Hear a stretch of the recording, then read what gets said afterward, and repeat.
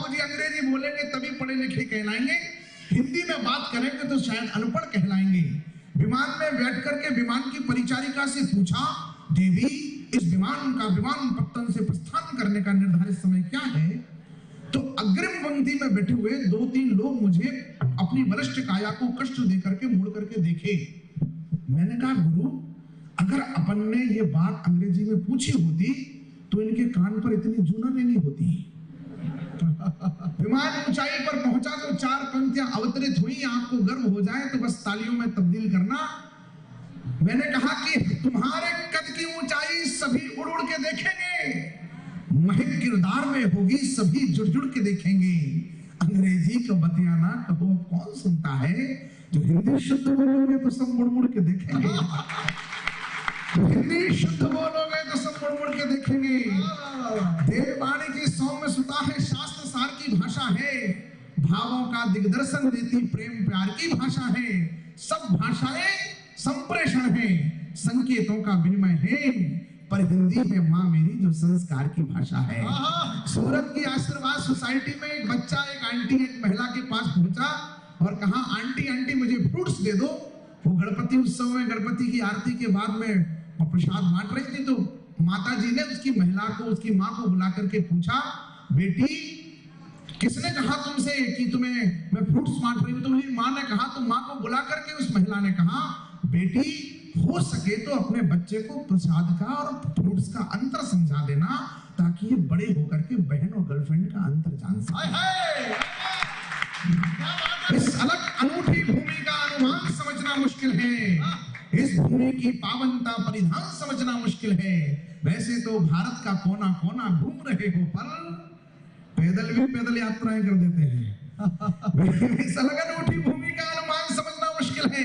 वैसे तो भारत का कोना कोना घूम रहे हो, पर बिन हिंदी को समझे हिंदुस्तान समझना मुश्किल है। देश भक्ति में है कि हम भाषा उपयोग करें, स्वदेशी जीवन शैली हो, स्वदेशी उपभोग करें, बिजली पानी ईंधन को हम तनिक नहीं बर्बाद करें। ऐसा कुछ करने से पहले भारत माँ को याद करें दुश्मन को हम, और राष्ट्रद्रोह पर चोट करें। श्रद्धा के 35 टुकड़े हो गए साहब, हर पिता की मन से चीख निकल गई। मैंने 4 पंक्तियां कही। पहले तो एक बात मैं कहना चाहता हूं कि ये सत्य प्रमाणित हो गया कि श्रद्धा सिर्फ विश्वास के साथ ही सुरक्षित रह सकती है, आफ्ताब के साथ नहीं। वाह वाह वाह। बेटियों को शिकायत हो जाती है, मातृशक्ति विराजमान है। मेरी बहन ने कभी माँ बोल देती थी कि इधर जाना है तो भाई को साथ ले जाओ, तो उसकी आंखों में एक प्रश्न रहता था कि मैं कोई गलत हूं क्या जो मेरे ऊपर इतना पहरा है। उस अनुत्तरित प्रश्न को माता पिता कभी उत्तर देते नहीं है बेटियों को, बस कह देते हैं ले जा बेटी, मैं कह रहा हूं ले जा। मैं उस प्रश्न को अब 2 बेटियों का पिता हूं, तो 4 पंक्तियों में वो कहना चाहता हूं जो मेरी बहन को मेरे पिता ने मेरी मां ने उत्तर नहीं दिया कि गलत तुम हो नहीं बेटी। मैं देखना चाहता हूं कितने घरों में बेटियां पलती हैं कि गलत तुम हो नहीं बेटी, हमें विश्वास है तुम पर, मगर है सावधानी जो शिकायत करनी पड़ती है। ये नसीहत नहीं बेटी, न तुझे बंधन में रखना है, मगर अनमोल हीरे की हिफाजत करनी पड़ती है, मगर अनमोल हीरे की हिफाजत करनी पड़ती है।